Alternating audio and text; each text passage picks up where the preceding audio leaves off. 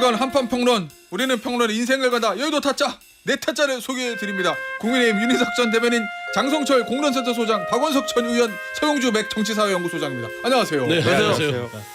아, 지금 이 네 타짜들 중에서 보니까 저 서타짜와 윤타짜가 얼굴이 좀 피기 시작했습니다. 뭘 펴요? 왜? 어? 봄이 와서? 뭐 저 잠룡들이 좀 활동 기지개를 좀 펴는 것 같으니까 하셔야죠. 아, 윤타짜하고 특히 서타짜가 지금 뭐 상이 뭐 왕이 될 상인가? 내가? 예? 야, 뭐 좋아졌어요. 예. 비단아 씨 찾아가야 돼요 또. 그래요? 이거 아니 윤타짜 아닙니까? 예? 아닙니까? 우랍니까? 이따 질문하시죠. 아, 그럴까요? 알겠습니다. 일단 질문하시죠. 자, 유튜브로 지연님 네 타짜가 아니고 오 타짜입니다. 좋은데? 테디님의 기막힌 질문과 중간중간 예리한 논평도 여의도 타짜에 크게 한몫하시는 걸요. 그분 누구야? 근데 누구? 그분 가족이겠지. 누구예요? 예? 가족 저 아니에요? 모르는 분입니다. 커피를 드립니다. 원고의 일부 같은데. 그러니까요. 예. 작가님이 아니에요? 작가님? 자, 이제 보시죠. 이제 그리고 저의 멘트는 주로 뭐 저는 불가해서 유튜브에서 본방에서는 좀 자제하는 걸로 합니다. 예. 이거부터 좀 볼게요. 짧게 5차 변론 지난번에 저 순서대로 갑자기 이름이 이진우, 그 다음에 여인영, 홍장원 요 세 사람이 나왔습니다. 예, 요 증인 신문을 이제 했거든요.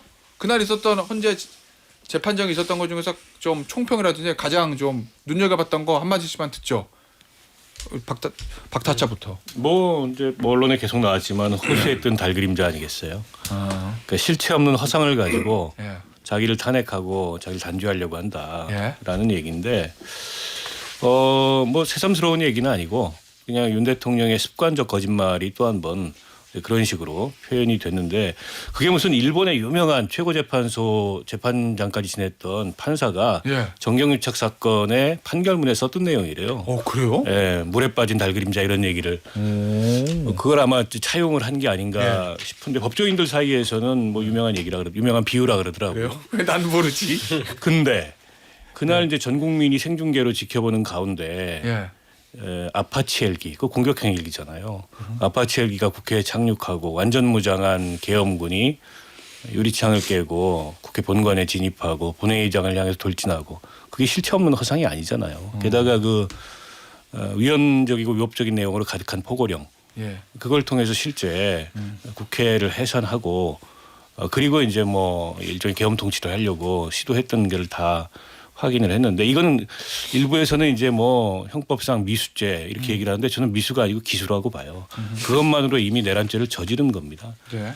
근데 그렇게 실체 없는 허상이라고 강변하는 걸 누가 그 설득력이 있겠어요. 그래서 오히려 이제 저런 식의 그 계속 이제 반복된 습관적인 거짓말을 예. 헌법재판소에서 하는 게 국민들한테 자꾸 스트레스를 주기 때문에 저는 헌재에서 이제 저런 얘기를 더 못하도록 예. 적극적인 소송지휘권을 행사해달라 이런 부탁을 드리고 싶습니다. 알겠습니다. 서타짜는요. 일단 뭐 본인의 모습을 예. 들여다볼 수 있는 거울이 필요하지 않을까. 거울이요? 얘기가 똑같습니다. 아무 일도 일어나지 않았는데 지시하고 지시받고 그런 얘기가 말이 되냐. 호수에 달그림자를 쫓는 것 같다. 뭔가 좀 본인을 모시는 것 같은데 결국 본인 스스로 얘기하는 겁니다. 호수 위에 떠 있는 달그림자 같은 부정선거론에 빠져서 그거 쫓아가면서 여기까지 온 거 아니에요. 예. 그거예요. 없는 부정선거론에 빠져서 비상계엄에 내란을 했고 아무 일도 일어나지 않았다고 스스로 생각하지만 이미 주위에는 아무 일이 다 일어났어요. 본인만 몰라요. 결국에 본인의 모습 거울에 비추면 얼마나 비루한지 알 건데 거울을 안 봐요. 이분은 절대 남의 얘기나 거울을 보지 않는 사람이라는 게 드러났고 들으면 들을수록 저는 뭐 윤석열 대통령의 원맨쇼라고 저는 보여요. 그러니까 원맨쇼? 여인영, 이진우, 홍장원 다 그거는 언론에 알려진 것이고 새로운 사실도 아니고 증언이 피청구인과 청구인에 오고 가는 사실 속에서의 태도만 재판관들은 볼 텐데 예. 원맨쇼가 뭐냐면 눈 감고 있다가 갑자기 눈 뜨고 화나서 선관위 내가 투입했다고 자백을 해요. 그러다 갑자기 호수의 달그림자 달타령을 하죠. 예. 그다음에 홍장원 전 차장이 얘기를 하니까 책상을 치면서 정말 말하자면 재판소에서 보여줄 수 있는 최대한의 경로를 했어요. 그러니까 본인이 재판에서 다 망치는 건 본인이다. 저는 뭐 그 이상 그 이하 4차도 그렇고 5차도 그렇고 6차도 그럴 거고 쭉 그럴 것이다. 그렇게 보입니다. 장타짜는요? 간첩 잡으라고 했다고 격려한 거라고 네. 이렇게 얘기하셨잖아요. 그게 저는 제일 인상에 남아요. 왜요? 예. 예? 왜요? 아니 결국에는 국회에 군인들을 집어넣어서 예. 의원들을 끌어내라라는 걸 부정한 거잖아요. 아니, 도와주라고 한 체포조, 거. 그건 체포조 관련된 거. 네, 그러니까 도와주라고 한 거 그것도 다 이제 부정을 한 거잖아요. 예. 그럼 헌법기관을 본인은 무력화하려고 하지 않았다. 예. 그냥 홍장원 예전에 한번 외국 순방 나갔는데 많이 예. 나 경호하고 이러는데 도와줘서 갑자기 어. 비상경호 와중에 생각해 보니까 아 이거 격려해 줘야 되겠네 해서 격려 전화하신 거 예. 그게 가장 인상이 좀 남았고 어. 그 다 끝나고 나서 재판 다 끝나고 나서 예.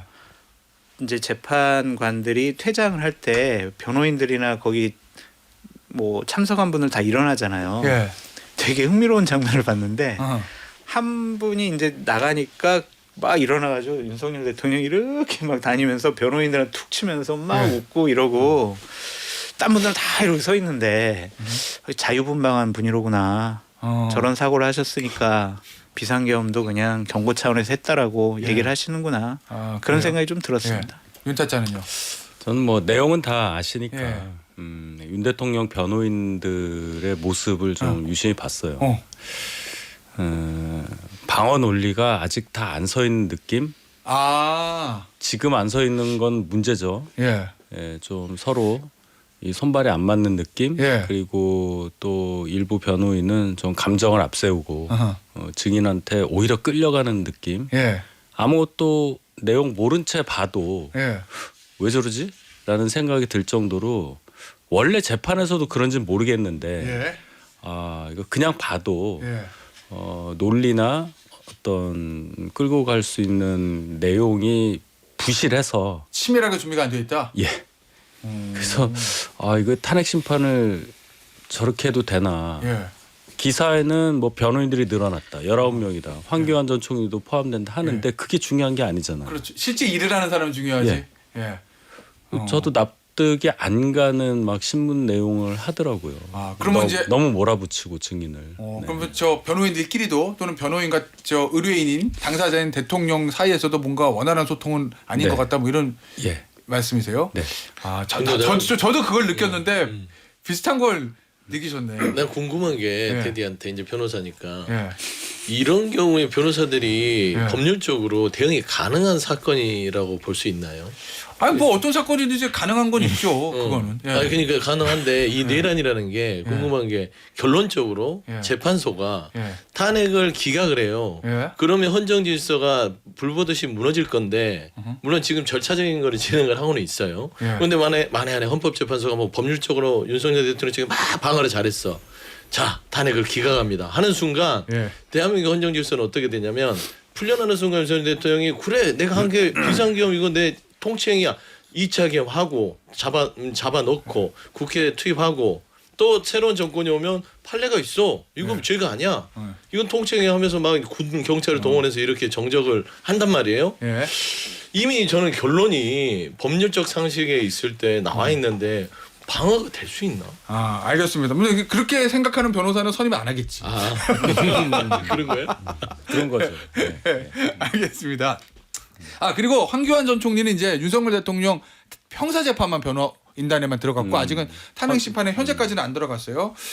알겠습니다. 요 얘기는 뭐 나 앞서 그 변호인단의 나 대통령 전략에 대해서 제가 좀 어제 보고 좀 느낀 바가 있는데 그거는 이따 본방불답 할게요. 제 얘기는. 그러시죠. 예, 그러시죠. 제 얘기는 뭐 본방에서 하기는. 자, 그렇고 이거 좀 보죠. 면회. 대통령 면회를 권영세 비대위원장, 권성동 원내대표, 나경원 의원이 면회를 다녀왔고 그 뒷얘기에 관해서 제가 그제 김대식 의원 원내대변인과 인터뷰를 했고 방금 전에 당사자인 나경원 의원과도 인터뷰를 했는데 일단 개인적 차원이 지도부 간 거 아니야? 개인적 차원이고 인간적 도리야? 특히 이제 권성동 원내대표 어릴 때 친구니까 이렇게 얘기를 했거든요. 갔다 온 걸 보고 나니 권성동 원내대표 그 의도가 성공한 것 같습니까? 성공이라고 하잖아. 그게 잘 받아들여진 것 같습니까? 아니면은 권성동 원내대표의 의도와는 다르게 좀 아니 다르게 그 보여진 것 같습니까? 자체가 사실 약간 궤변이잖아요. 그러니까 비대위원장하고 원내대표가 면회를 가면서 이거는 당 지도부 차원이 아니고 그 개인적인 인간적 도의 차원이야. 이게 이제 유체이탈 화법이지 않습니까? 예. 근데 막상 면회를 하고 나와서 한 얘기는 계엄의 정당성을 강변하고 예. 본인이 저지른 행위에 대해서 변명하는 그 얘기를 그냥 밖으로 전달하는 거 아니에요? 나경원 의원이. 예. 스피커가 된 거예요. 예. 그 갔던 의원들이. 예. 저는 권영세 비대위원장이 했던 인터뷰도 마찬가지라고 생각합니다. 대통령께서 이렇게 말씀하시더라. 그러니까 결국에는 저 내란 속에 스피커 하려고 지금 이 와중에 예. 여당 지도부가 저렇게 면회를 했나 싶은 생각이 들고요. 여전히 이제 윤석열 자장에서 벗어나지 못하고 있다. 언제까지 안 벗어나려고 저러는가 이런 예. 생각이 들고 제가 개인적으로 궁금했던 건 예. 두 분은 이제 당 지도부잖아요. 근데 나경원 의원은 그게 아닌데 네. 왜 저 면회에 합류했을까? 이제 본인이 이제 저런 기회를 놓칠 수 없다 이렇게 해서 나선 건지. 근데 예. 또 본인 얘기는 윤 대통령 쪽에서 자기를 좀 면회를 와달라고 했다. 그 부분은 어. 조선일보 기사는 윤석열 대통령 측에서 요청했다 이렇게 나왔고 앞서 나경원 의원의 인터뷰에서 뭐라고 그랬냐면 본인이 신청한 건 아니다. 아니 그러니까 그러면 윤 대통령 측에서는 왜 나경원 의원을 굳이 콕 집어서 예. 오라고 했을까? 이게 궁금하더라고요. 그거 물어봤는데 나경원 의원이 그거는 자기 본인도 모르겠다. 뭐 그렇죠. 그걸 뭐 본. 아니 이렇게 뭐 이렇게 사이가 이렇게 원만한 사이도 아니고 예. 물론 예전에는 가까웠다고 하나 예. 뭐 최근에는 좀 그렇지 않은 관계들이 많았잖아요. 제가 유축건데 예. 아무 생각 없이 자기 말을 전해줄 사람을 고른 게 아닐까 아, 이런 생각이 들었어요. 또 그건 우리 너무 또 너무 좀 비하적 표현 아니에요? 기아가 아니고 제 생각입니다. 그게 아니라 이제 그러니까 그게 궁금하긴 해요. 왜냐면 나경원 의원도 내가 신청은 아니다. 근데 대통령 측에서 왜 요청했는지 그것까지 나는 모른다라고 그런 취지로 앞서 얘기를 취소해서 대통령께서 생각을 해보시니까 네. 예전에 좀 내가 너무 했네, 미안하네. 갑자기 갑자기 이제 23년도에 예. 당대표 선거 나가려고 했을 때 연판짱. 그것도 있었고 뭐 고령화 사회위원회 그것도 막 부위원장직도 예. 박탈해버리고 예. 좀 모질게 했잖아요. 그렇죠. 그건 진짜 모질게 했지. 내가 사실. 뭐 나경원 의원하고 그럴 사이는 아닌데 아유 우리 좀 와이프 눈치 보다가 보니까 그렇게 됐다. 이제 내가 그건 구치소에서는 너무 추측 아니에요? 근데 어제 네. 봐보세요. 어제 한겨레 보도 나온 거 보면 또 아니. 예. 얘기하지 마요. 아니 하세요. 김진태 예. 강원지사나 명태균 씨가 김건희 여사한테 이제 뭐 나경원 의원과 관련된 뭐 문자 이 기사 이 링크를 보내니까 되게 좋아하시더라. 자기들끼리만 그런 얘기 했잖아요. 예. 그럼 김건희 여사가 나경원 의원에 대해서는 별로 좋은 감정을 갖고 있지 않다. 근데 윤석열 대통령은 그럴 사이가 아니잖아요. 예전부터 관계를 예. 보면. 예. 그러니까 좀 미안한 인간적인 부분이 오히려 윤석열 대통령에게 있지 않았을까 그런 생각이 들고 권영세 권성동 의원 같은 경우에는 조기 대선이 이루어지고 대선 결과가 나오게 되면 국민의힘 전당대회 열 거 아니에요. 예. 그러면은 거기서 좀 당대표 나가려는 지도부를 하려는 정치적인 의도와 목적이 있지 않았느냐. 나경원 왜냐하면 의원은? 예. 아니 권성- 양권. 예, 양권은 왜냐하면 지금 당에 그리고 개인적으로 너무나 감당할 수 없는 압력과 압박이 온다는 거예요. 뭔? 아니 전화로 문자로 당사 앞에서 시위를 통해서 예. 왜 당신들은 적극적으로 대통령과 함께하는 모습 옹호하고 방어 왜 안 하냐. 한성 지지층이. 네, 그래서 그거에 대해서 어느 정도 좀 면피하는 예. 좀 명분을 만들어주는 그런 행동 중의 일환으로 이렇게 좀 찾아갔다. 알겠습니다. 그렇게 보여집니다. 자 일단 앞서 한겨레 신문 보도 인용한 것 중에서 김진태 강원지사가 실제 김건희 여사에게 메시지를 그 나경원 의원 기사 전달해주면서 메시지를 보냈는지는 정황만 있을 뿐 아직 확인된 것은 아니다라는 점. 네, 네. 예, 그거는 말씀. 어쨌든 기사에 나왔어요. 정황만 네, 있을 네. 뿐 확인된 건 아니다라는 네. 거고. 아니 그러니까 저도 궁금한 게 대통령 입장에서 예를 들어 스피커를 고른다고 하면 뭐 윤상현 의원도 있고 지금 어떻게 보면 대통령을 제일 이렇게 지지해주는 의원들 중에 한 사람이 윤상현 의원이고 윤상현 의원도 전국구 스피커고. 내일 간대잖아요. 아 그래요? 네. 내일 윤상현 김민전 의원 간다는데. 아 그러면은 윤상현 의원은 이미 예정이 돼 있으니까 그럼 예정 안 된 사람 중에서 나경원 의원을 선택한 건가요? 첫 면회가 의미가 있지 않겠어요? 아 첫 번째. 예. 네. 그러네. 그런데 나경원 의원을 굳이 부르셨다면 예. 이유가 있겠죠. 제가 생각할 때는 한 두 가지 정도로 봐요. 하나는 보수를 향한 예. 스피커로서는 나경원 의원만한 분이 없다. 전국구 인지도. 예. 예. 그러니까 나경원 의원은 그 보수 지지층 일정한 분들은 열광을 하는 분이에요. 그러니까 예. 그 다음에 이제 이 언론에서 다뤄주는 그 비중도 예. 꽤 그 뭐라고 하죠? 더 많이 다뤄줘요. 예. 뭐 그런 게 있잖아요. 아하. 예, 뭐 프리미엄 뭐 이런 게 있잖아요. 예. 그러니까- 나경원 의원의 한마디 한마디는 항상 기사가 되죠. 그렇죠. 그래서 그 면회를 통해서 윤 대통령이 바라고자 하는 예. 그런 메시지 확산을 위해서는 가장 효과적인 분이다. 그래서 부르셨을 거라고 생각을 하고 예. 두 번째는 윤 대통령도 주변에 이제 많이 예. 사람들이 많았는데 아하. 나경원 의원을 찾을 정도로 주변에 아주 가까웠던 분들이 없지 않나? 오. 이제는 뭐 그런 생각도 해봤어요. 이제 권성동, 권영세 두 분은 예. 당의 1, 2인자니까 예, 그렇다. 또 인연이 있으니까 그분들이야 이제 상수라고 보는데 예. 이 외에 뭐 많은 분들이 있었잖아요. 예를 들면 윤핵관 뭐- 이철규 의원 예를 들면 예. 예. 뭐 장재원 의원도 사라졌고 예. 뭐 그런 식으로 따져보면 서열이 그 관계에 멀고 가까운 것에 대한 서열을 쭉 했을 때 나경원 의원은 그렇게 가까운 분이라고 보기가 어려운 상황이었는데 굳이 불렀다고 선수로 부른 것도 아니잖아요. 그렇지. 그렇게 따지면 뭐 5선, 6선 예. 더 계시지 않습니까? 김기현 전 대표도 있고. 뭐. 그렇죠. 예. 그 얘기입니다. 아 그러면 이제 3위 서열 3위 대통령 기준으로 보면 3위보다 그러니까 뭐 그런 생각도 해봤다고요. 그래서 저도 좀 의외였어요. 3위보다는 한 저는 한 5, 6위 정도 될 것 같고 나경원 의원은 예. 그러니까 머릿속에 생각하는 게 있는데 두 가지로 저도 똑같이 두 가지로 보는 게 첫 번째는 그냥 본인이 신뢰할 수 있는 게 법률가예요. 아가. 법률가 서울법대의 법률가 출신 중진 예. 그리고 스피커로 써먹기 좋고 아하. 나경원 의원 자체가 일단 물이 좀 덜 들었어요. 태극기 쪽에 태극기 예. 아스팔트 쪽에는 좀 덜 들었잖아요. 원래 강성 이미지는 강성이 아니죠. 아니잖아요. 그러니까 스피커로 써먹기가 좋죠. 그러니까 윤상현 의원은 이미 안 시켜도 막 예. 달려들잖아요. 예. 그 지지층한테 가서 하고 안 시켜도 막 하고 하기 때문에 윤상현 의원은 다 잡은 곡이고 예. 나경원 의원은 하나를 더 추가해서 좀 외연을 이제 확장하는 거죠. 예. 저는 그런 전략이라고 보는데 나경원 의원 쓰면 좋잖아요. 태극기는 아닌 것 같은데 나를 좀 저 중도에서 봤을 때는 나를 좀 그 윤석열 대통령 편은 드는 또 아닌 것 같고. 예. 하지만 이미지 자체는 입을 열면 스피커로서 역할을 하고 저는 그런 부분들을 고려해서 한 것이지. 근데 나경원은 좀 짜네요 저는. 나경원 의원이요? 매번 그냥 저번에 연판장 맞고도 그렇게 자존심 상한 상황이 됐음에도 불구하고 또 부르니까 가서 스피커 역할하고 그런 거는 좀 5선 중진으로서 좀 지혜롭지 못한 것 같다. 인간적이라고 봐주면 안 그건 돼요. 인간적으로 보기보다는 좀 어리석다. 아니 그러니까 그러면 예. 결국에 윤 대통령이 스피커로 활용하기 위해서 불렀다는 데는 다 공감하는 거잖아요. 그게 아니고서는 별다른 개연성이 보이지 않잖아요. 예. 근데 성공한 것 같습니까? 예, 문제는 나경원 의원 쪽에 저는 있다고 봐요. 예. 그러니까 저 얘기를 고스란히 무슨 나치 얘기까지 하면서 그 얘기도 뭐 했느냐 안 했느냐 이런 논란이 있는데 자, 어쨌든 했다 치고 그 부분은 제가 정리를 해드릴게요. 예. 그 나치 발언에 대해서는 제가 김대식 대변인에게 물어봤을 때 김대식 의원은 뭐라고 그러냐면 본인이 권영세, 권성동 두 의원에게 확인했더니 두 사람은 못 들었다고 그랬다. 3명 갔는데 둘이 못 들었으면 아닌 거잖아요. 이렇게 얘기했거든요.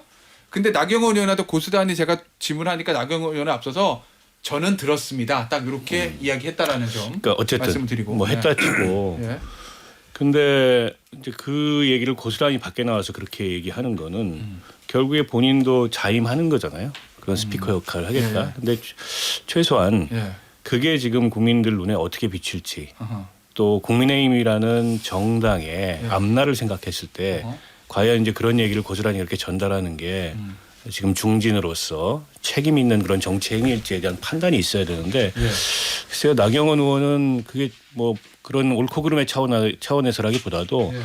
본인에게 이익이 된다고 생각하는 것 같아요. 그러니까 면회도 제일 앞장서서 예. 가고 그 얘기를 또 고스란히 전달하고 이제 그런 점이 어쨌건 저는 좀 이해가 안 돼요. 왜냐하면 그 당내 스토리가 많았잖아요. 예. 윤석열 대통령하고 사이에서 당대표 나오려고 그러는데 막 두드러 맞고 연판장까지 돌고 예. 실은 그런 일종의 피해자 서사 때문에 본인이 어려운 환경에서 지난 총선에 당선이 된 건데 예. 그걸 또 그새 까먹고 또 윤 대통령 편에 서 가지고 네. 지금 이제 중진으로서 저런 메시지 전달하는 역할을 하는 게 예.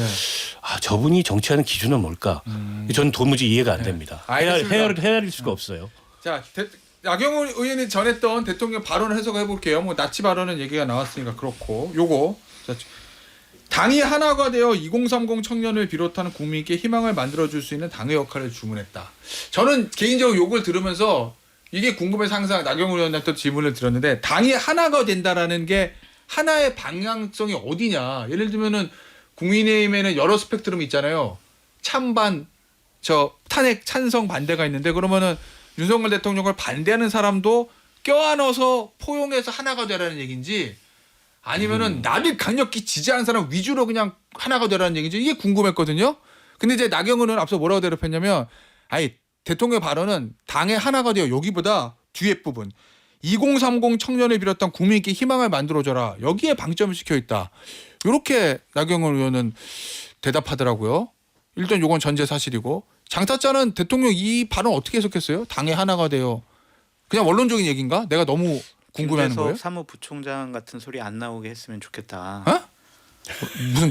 무슨 부총장? 반대했잖아요. 김재섭 사무부총장이 조직부총장. 조직 사무부총장이 예. 쌍권 지도 체제가 윤석열 대통령 면회 간 거에 대해서 상당히 비판하잖아요. 지금 뭐 하는 거냐. 예. 그런 목소리 안 나오고 그런 사람들 입틀막을 하고 예. 그냥 나 좀 지켜줘, 나 좀 도와줘 그렇게 보여지고 그러니까 만약 포용하면서 하나가 되라는 게 아니라 나를 위주로 그냥 이런 식으로. 대통령께서 지금까지 보여준 리더십은 포용의 리더십이 전혀 없어요. 관용이라는 단어가 없단 말이에요. 예. 그냥 본인 말 안 들고 본인 안 따르면 배제하고 배책하고 좀 짓누르려는 모습을 보이셨잖아요. 네. 근데 갑자기 구치소 들어가서 내가 잘못했네. 이제는 포용해야지. 그렇게는 생각 안 하셨을 거예요. 지금은 더 코너로 몰려있기 때문에 위기감이 더 높단 말이에요. 네. 그럼 다른 소리 안 나오게 하고 그냥 하나로 뭉쳐서 나 좀 도와줘. 예. 이런 말씀을 하시는 것 같습니다. 윤타짜도 그렇게 해석합니까? 좀 다른 해석이 있습니까? 아니 뭐 당이 하나로 그 얘기는 원론적인 말씀 같고 예. 그 부쩍 그 탄핵 이후에 청년 말씀 많이 하시잖아요. 항상 얘기가 나올 때마다 2030 얘기를 해요. 아마도 광장에 나오는 분들 중에 저희도 좀 놀라는 부분이 있지만 젊은 분들이 많잖아요. 특히 남성분들이 더 많다고 보잖아요. 어허. 그 부분에 굉장히 감명을 받으신 듯 느껴집니다. 예. 뭔가 바뀌고 있다고 생각하시고 대선 때도 그래서 당선됐다. 뭐 그런 평가가 많잖아요. 그래서 그 부분을 항상 강조하신다. 이렇게 봅니다. 저는 보면 정확하게 윤석열 대통령이 재판에 대한 대응보다는 예. 여론전에 신경 쓴다는 게 드러나는 겁니다. 그러니까 계속 보고를 받는 거예요. 예. 우리가 이렇게 했더니 어때? 했더니 2030이 확 올라왔습니다. 그렇지? 2030은 딱 포인트 찍잖아요. 여기를 더 잘 챙겨라. 예. 이거는 본인이 지금 하고 있는 잘못보다는 여론전을 통해서 뭔가 한번 예. 기회를 엿보자. 나는 그 맥락 같아요. 자, 30초. 박타짜. 내일 윤상현 의원이 들어갑니다. 윤상현 의원 나와서 브리핑 한다 안 한다. 하겠죠 당연히. 윤상현 의원은 그 목적 때문에 가는 건데. 그래요? 어쨌든 대통령이 나를 통해서 이런 말씀을 전파하셨다. 네. 이걸 자초하기 위해서 가는 건데 왜 안 하겠습니까? 하나 더. 그럼 나경원 의원의 전달한 메시지보다 톤이 높은 게 나온다, 낮은 게 나온다. 많이 더 높아야죠. 가면서 이미 난 더 높게 하겠다고 결심하고 갈 겁니다. 그렇습니다. 알겠습니다. 내일 없는 말도 아마 덧붙일지도 몰라요. 아 그래요? 자, 이 얘기 해보겠습니다. 주제를 바꿔서 그저께인가? 그저께 하루에 기사가 우르르 쏟아졌으면 단독 기사 오후에 온라인판에 뭐 알면서 장타짜 모르는 척하고 뭐지 막 그저께 아니야? 그저께? 월요일인가? 화요일. 아 월요일이요, 월요일. 네. 월요일에 한동훈이 만난 사람들. 뭔 줄 알았어요? 저는 저기 헌법재판소 심판 얘기하시는 줄 알았어요. 아 그건 2부에 했잖아요, 그거는. 네, 죄송합니다. 그거 뭐 저 더 하고 싶은 얘기 있으면 이따 연장 방송에 사시고. 한동훈이 만난 사람들 순서대로 기사가 나온 단독 순서가 김종인 동아일보, 조갑재 국민일보, 유인태 채널A 이렇게 쑥쑥쑥 순서대로 나왔어요. 자, 일단 라인업을 평가를 해보겠습니다. 김종인, 조갑재, 유인태 이렇게 만난 게 보도가 됐는데 이 라인업은 보시면 어떻습니까? 박타짜는 이 사람은 왜 쓸데없이 만났어? 이거예요? 아니면 뭐 왜 만나는지? 아니 만날 알겠네. 만한 분들이죠. 네. 그러니까 이제 뭐 진영을 넘어서 네. 원로들이고 그리고 이번 이제 그 계엄 내란 사태 매우 비판적이고 예. 어쨌든 한동훈 전 대표가 당시의 여당 대표로서 비상계엄 해제나 이런 걸 굉장히 순발력 있게 잘 대응했다 이렇게 평가하는 분들이잖아요. 예. 그분들 만나서 조언 전 구할 수 있다고 보고 근데 이게 이제 외부로 알려지게 된 경로가 뭐냐. 내부에서 내가 이렇게 물밑에서 열심히 움직이고 있다라는 걸 흘린 거냐. 뭐 그건 또 아니래요. 그러니까 김종인 전 비대위원장이 어디 가서 그런 얘기를 해가지고 이제 기자들이 여기저기 다 찔러보면서 이게 이제 취재가 된 거다. 아, 그래요? 이렇게 얘기를 하더라고요. 들은 거랑 다르네. 뭐 하여튼 유인태 총장이나 이런 분들이 먼저 내가 한동훈 만났다 이렇게 뭐 언론에다 얘기했을 것 같지는 않아요. 거꾸로 기자들이 취재가 들어간 게 아닌가 싶은데 뭐 저분들만 만났겠어요? 더 많이 만났겠죠. 그러니까 알려진 것보다. 그래서 이제 저기서 저 읽을 수 있는 메시지는 이제 복귀하겠구나 조만간. 근데 이제 어느 시점에 또 어떤 메시지를 들고 복귀를 할까? 이게 중요한 거잖아요. 시점도 중요하고 복귀할 때 일성이 뭐냐. 그거는 이제 고민이 많을 거예요. 왜냐하면 저 헌재 탄핵 심판이 어느 정도 정리 국면으로 갈 때나 돼야 나올 수 있지 않겠어요? 그래야 본인의 정당성이 더 커질 테니까. 그리고 뭐 탄핵이 오르니 그르니 계엄을 잘했니 못했니 이 메시지는 이미 뭐 그때는 별로 의미가 없는 거고 비전이 뭐냐 조기 대선이 임박했기 때문에 이게 중요할 텐데 사실 한동훈 대표가 별로 그런 얘기를 아직까지는 해본 적이 없어요. 본인이 고민을 많이 해야 될 거라고 봅니다. 알겠습니다. 자 서타짜 얘기 좀 들어보죠. 예, 뭐 제가 봐서는 특히 유인태 야권 인사인데. 이 인물들을 보면 이제 드러난 인물 플러스 알파가 있겠죠. 이제 곧 뭐 나오겠으나 이게 저는 뭐 김종인 그 전 비대위원장 통해서 나왔다기보다는 한동훈 대표 측에서 일부러 좀 살짝 흘린 거는 같아요. 냄새가. 그다음에 두 번째 뭐냐면 한동훈 전 대표가 갖고 있는 약점. 좀 운동장을 좋게 쓸 수밖에 없는 정치적 한계가 있잖아요. 그래서 운동장을 넓게 쓰되 기울어지지 않는 운동장을 만들어보자 하면 지금 딱 이 세 명의 인물을 딱 던진 겁니다. 중도, 보수, 진보. 그러네. 김종인 중도에 가깝죠. 보수도 뭐 양쪽을 다 비대위원장을 했고 그리고 조갑재 씨는 보수인데도 요즘에 최근에는 그래도 이 계엄에는 뭐 좀 나름대로 반대 입장을 하고 있고 아주 반대죠. 극렬하게. 유인태 우리 전 의원 자체도 따지고 보면은 진보 쪽에서도 뼛속까지 민주당이에요. 저처럼. 근데 이 당에 대한 어떤 비판을 가감없이 합니다. 특히 이재명 대표에 대한 비판을 뭐 많이 당에 대한 비판이죠. 보면은 이제 중도, 보수, 이제 진보 이렇게 세 개를 고루고루 내가 쓰고 있다라는 이미지를 좀 던지면서 등판을 서서히 준비하는 의미다.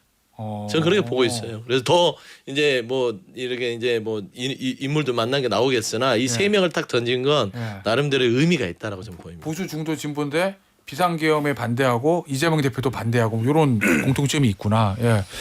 장타자는 누굴 제일 유심히 봤습니까? 이 셋 중에서 이 세 분 중에서. 뭐 저는 다 제가 좋아하고 존경하는 분들이라서 한동훈 대표가 잘 만나셨다. 진영을 상관하지 않고 옳고 그름을 따져서 비판을 하시는 분들이잖아요. 이분들 얘기는 상당히 들어볼 만하고 여러 가지 한동훈 대표 당신 말이야 저기 국민의힘 윤석열 정권 때 2인자 그리고 윤석열 대통령과 같이 군사 생활했던 그런 사람 지도자 안 돼. 이런 선입견 없이 만나셔가지고 여러 가지 언론으로서 정치적인 조언을 해주실 분들이잖아요. 좀 잘 만나셨다 그런 생각이 들어요. 이런 분들 자주 만나시고 뭐 이재호 우리 이사장님도 만나시고 여러분들 다 만나시라 그렇게 말씀드립니다. 만났었을 수도 있어요. 그렇죠. 누가 한 분 추천해 주면 누구 있어요? 장성철 말고.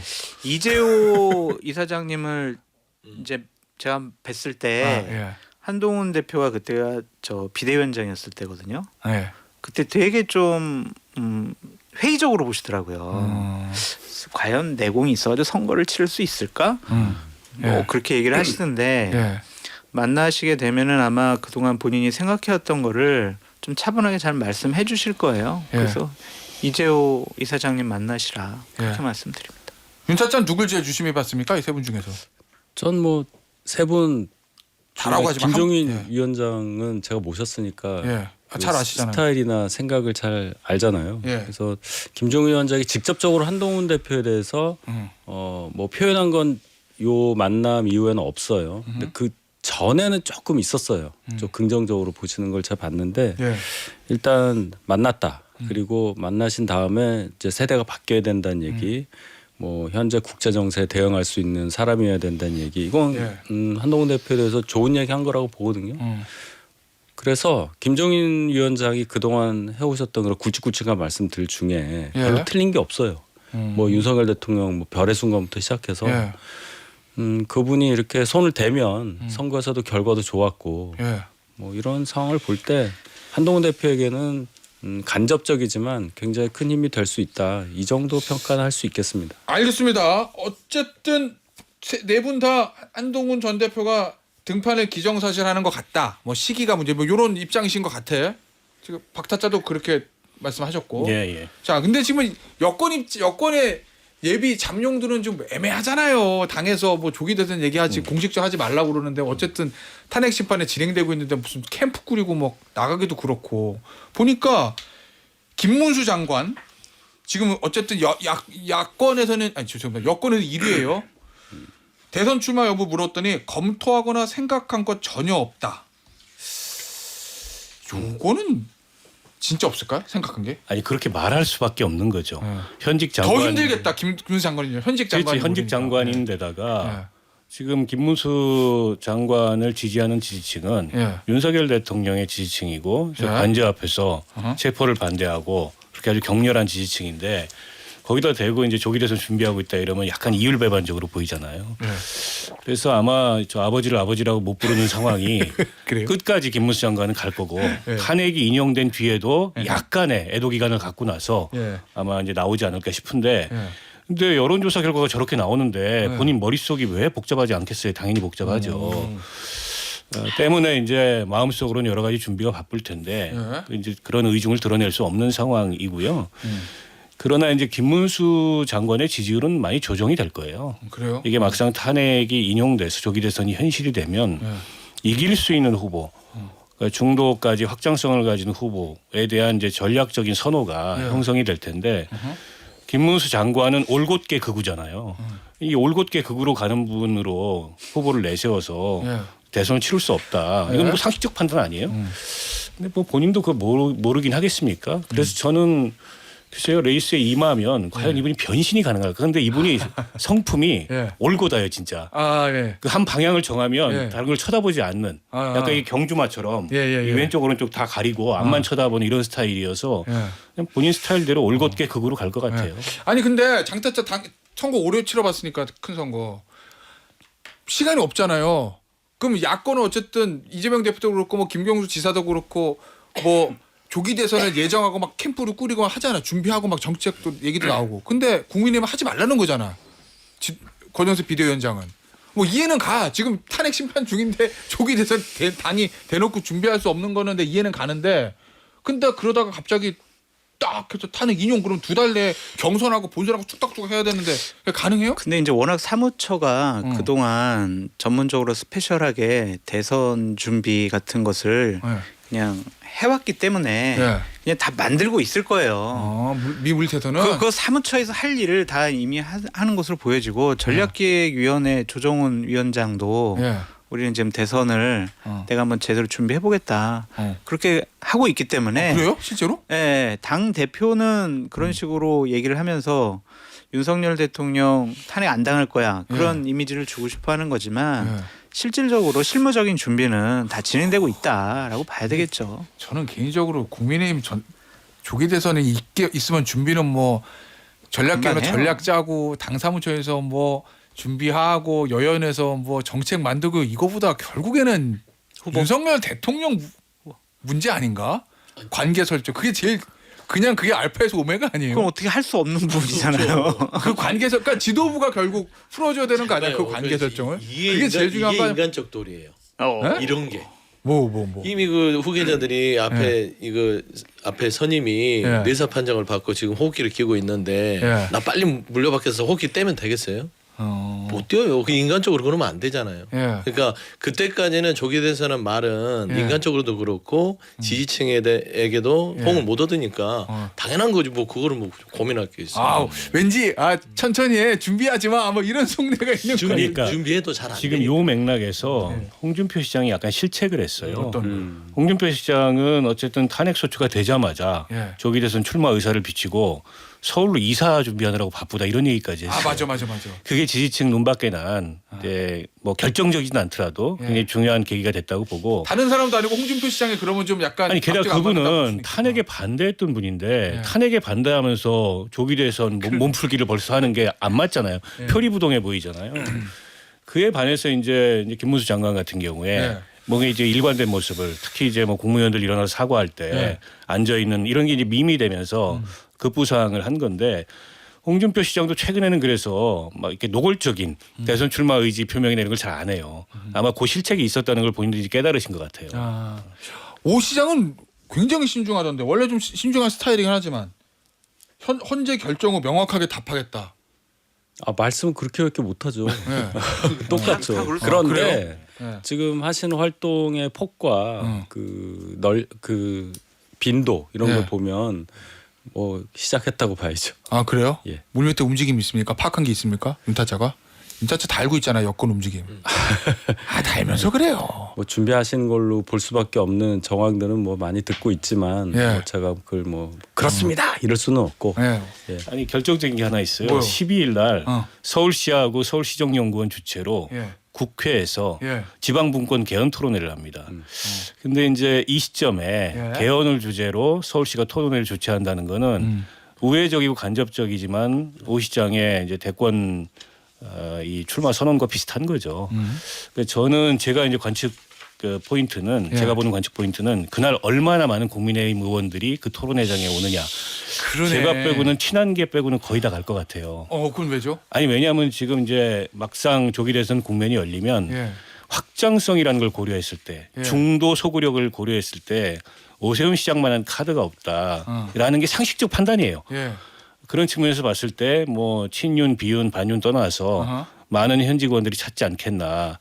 그게 아마 오세훈 예. 시장의 뭘까요? 기세? 예. 이런 걸 좀 가늠해 볼 수 있는 하나의 지표일 거예요. 자, 앞서 여론조사 잠깐 말씀드렸으니까 데일리안이 여론조사 공정에 의뢰해서 지난 2, 3일 국민의힘 지지층과 무당층을 상대로 범여권 대선 후보로는 누가 가장 적합하느냐 김문수 장관 38.8 1위. 자세한 내용은 중앙선거 여론조사심의위원회 홈페이지에 참조해 주시면 되는데 그 박타짜 얘기는 막상 경선판이 벌어지면 지금은 김문수 장관이 제가 읽었던 대로 여론도 1위지만 오세훈 시장이 가장 유력하다. 다자 대결에서 1위죠. 예. 근데 가상 대결 1대1로 붙였을 때는 꼭 그런 거 여러 아니다. 여론조사가 교차하지만은 예, 예.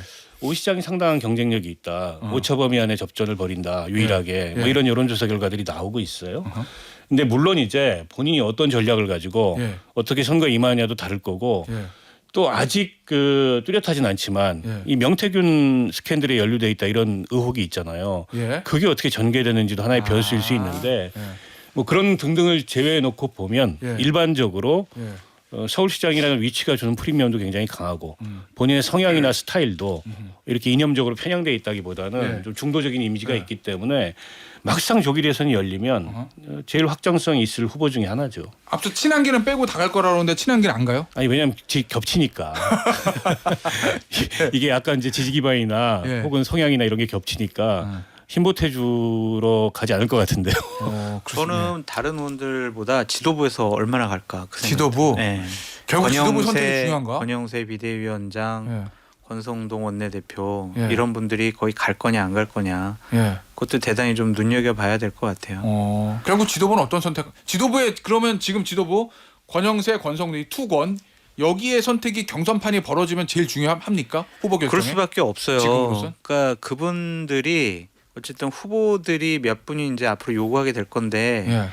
대선 경선 후보 룰? 선출 경선 룰을 좀 바꾸자 논의해보자 그럴 가능성이 있거든요. 예. 그걸 현실적으로 바꿀 수 있는 주도권을 갖고 있는 분은 그 두 분이잖아요. 예. 그렇다면 현재대로 하면은 유리해 보이는 게 이제 김문수 뭐 이런 아하. 분들인데 예. 바꾸겠다라는 것은 우리가 다른 후보 외연 확장이 가능한 후보도 우리가 가능성을 높게 보고 있어. 그 사람들 밀어줄 수 있어. 그러한 신호를 주는 거잖아요. 그래서 거기 참석하고 또 룰을 바꾸는 모습들을 보이면 어쨌든 지도부가 윤석열 대통령과는 좀 현명하게 결별하면서 대선을 치르려는 최소한의 생각과 판단을 갖고 있다라고 추측해 볼 수 있겠죠. 알겠습니다. 근데 예. 장 소장님은 그 룰 변경을 많이 말씀하시더라고요. 네. 시간이 없습니다. 그럼 이대로 그걸 가는 거예요? 하려면 한번 생각해 보세요. 네. 탄핵 결정돼야 돼요. 어. 2달 내에 그걸 해야 돼요. 네. 그럼 되자마자 야 룰부터 바꾸자. 네. 그게 가능하겠어요? 네. 바로 경선해가지고 후보 내서 가야 되는데 네. 언제 룰 바꾸냐? 제가 볼 때 하나는 바꿔야 돼요. 뭐 당 대표 1년 반 전에 예. 그 직을 떠나야 그거? 그거는 살짝 바꿔야 돼요. 원 포인트로. 그때 룰 바꾸려고 그러면은 여러 얘기가 나올 텐데 그걸 언제 다 처리하고서는 룰을 바꾸고 대선 후보 뽑고 갑니까? 현실적으로 전 불가능하다고 근데 봐요. 어떤 큰 저런 선거 있기 전에는 예. 룰 협상 같은 거도 바꾸기도 했었거든요. 아니 제 말은 조기 대선이란 말이에요. 시간이 없다. 없죠. 60일도 안 남을 텐데. 근데 뭐 룰 바꾸는 거는 그렇게 오래 걸리지 않을 것 같은데. 알겠습니다. 근데 한 말씀하면 결국에는 그 지도부 얘기를 해서 그러는데 지도부들은 김문수 장관을 밀 수밖에 없는 상황이 될 거예요. 아 그래요? 아니 그런 상황이 될 아니 거예요. 강력한 희망 아닙니까? 아니 국민의힘은 그렇게 될 거고 네. 오세훈하고 한동훈의 싸움일 거예요. 그래서 그 안에서의 싸움을 통해서 중도 확장성 후보가 누구인지를 선택을 받을 것이고 누가 이겨요 그러면? 저는 뭐 지금 제 개인적인 의견이죠. 예. 아 개인 의견이 저는 한동훈 전 대표 유리하다고 봐요. 왜 그러냐면 지난번에 한 번 했던 학습 효과가 있어요.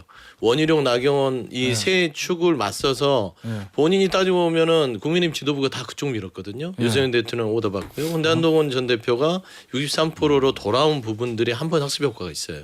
그래서 저는 오세훈 시장이 겉으로 보기 굉장히 유리한데 수도권 기반이 있고 근데 명태균이라는 악재가 꽤 발목을 많이 잡을 것 같아요. 그래서 저는 김문수 쪽은 어차피 가버리는 거고 관성의 법칙으로 예. 그다음에 오세훈 한동훈의 싸움이 될 가능성이 크다라고 보고 있어요. 오세훈 시장에게 자꾸 명태균의 굴레를 씌우려고 하는데 아니, 그것은 계속 실체 나오죠. 없는 생태탕 시즌 2가 될 거다. 또 그렇게 주장도 하니까 지켜보시죠. 뭐. 제가 너무 뭐- 예단하지 마시고. 제가 늘 얘기했지만 생태는 잘 피했는데 네. 명태는 어떻게 될지 모르겠어요. 얼어가지고 더 잘 피해. 동태가 됐나? 더 잘 피해요. 겨울이라. 알겠습니다. 요 얘기 잠깐 해볼게요. 아 그리고 한국갤럽의 세계일보 의뢰로 1월 30일과 2월 1일 무선전화 인터뷰 방식 실시한 여론조사 가상 양자 대결입니다. 이재명 47, 오세훈 43. 요거는 결과는 오차범위내 접전을 펼친 유일한 범보수 후보라고 이렇게 분석이 돼 있어요. 중앙선거 여론조사심의위원회 홈페이지 참조하시면 되고 이준석 의원이 대선 출마 선언하면서 이제 40대 오바마, 케네디, 클린턴 얘기하면서 세대 교체 얘기를 했거든요. 뭐 이준석 대표로서는 본인의 제일 강점 중에 하나가 그거니까 이 세대 교체라는 거 이게 조기 대선이 열리면 대선의 화두, 어젠다 이게 될 수 있을까요? 아니면은 좀 그냥 이준석 의원 혼자만의 주장일까요? 그러니까 세대 교체를 상징하는 예. 후보들이 얼마나 각 당의 경선에 뛰어드느냐 예. 이게 관건일 것 같아요. 아, 그러니까 이준석 한 사람만으로는 그게 이제 대선의 시대 정신이나 네.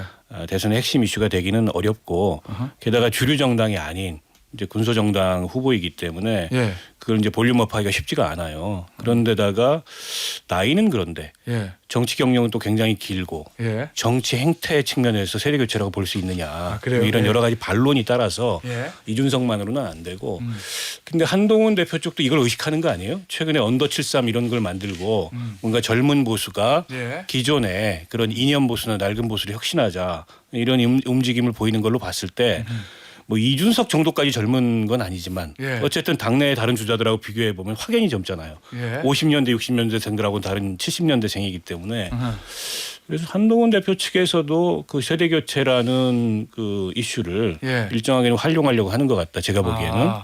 그래서인지 최근에 예. 한동훈 대표 쪽의 인사들이 예. 자꾸 친 이준석 발언을 하고 행보를 하고 같이 하자. 아 그래요? 뭐 이런 얘기를 하는 걸 보면서 누가? 약간 의외였어요. 뭐 이렇게 신지호 아 맞아. 신지호 의원도 의원이- 그렇고 전 의원이 그다음에 이제 그 언더 73 만들었다는 원외위원장들도 예. 뭐 같이 할 수 있는 거 아니냐 세대 교체라는 맥락에서 이런 발언들을 하더라고요. 그래서 잘 안 어울리는데 그리고 이준석이 굉장히 싫어할 텐데 그래서 그건 조금 의외였어요. 제가 좀 말씀을 드려야 되는 게 일단 언더 73 그 출범 관련해서는 한동훈 대표가 관여한 게 전혀 없어요.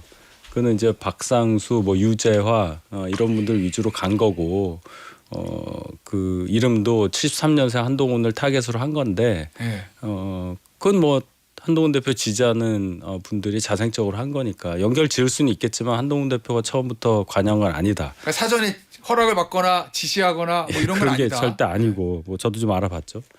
두 번째는 이제 이준석 의원 얘기인데 맨 마지막에 이제 본선에서 뭐 한동훈 후보가 됐을 경우에 이준석 의원이 또 출마를 했을 테니 뭐 단일화 차원의 얘기로 우호적인 얘기를 한 걸로 저는 이해는 하는데 예. 당 내에서 이준석 대표에 대한 거부감을 그것 때문에 드러낸 분들이 굉장히 많아요. 세대 특히나 교체 때문에? 예 그렇게 얘기하니까 한동훈 대표 지지하는 사람들이 굉장히 그렇게 하면 우리 한동훈 지지 철회한다 뭐 이런 식으로 의사표시 많이 합니다. 그래요? 예 저한테 문자 엄청 많이 와요. 그러니까 그거는 예. 나중 얘기고 지금 뭐 한동훈 대표 쪽 입장에서 이준석 의원을 지금 뭐 생각할 겨를이 어디 있어요. 지금 정치 재개도 안 하고 예. 지금 언제 나올지 말지도 모르는데 그래서 그건 굉장히 섣부른 얘기다. 알겠습니다. 저 어쨌든 만약에 단일화 협상이 되든 안 되든 그걸 떠나서 국민의힘에서 만약에 한동훈 전 대표 다시 뜨면 대선 이슈로 세대 교체가 나올 수도 있다. 뭐 이 얘기신 거죠, 박타짜 얘기. 그건 당연하죠. 근데 민주당은 조금 세대 교체 얘기하면 곤란할 수는 있겠어요. 상대적으로 나이가 나 이거 젊은 사람들 많이 있잖아요. 누구?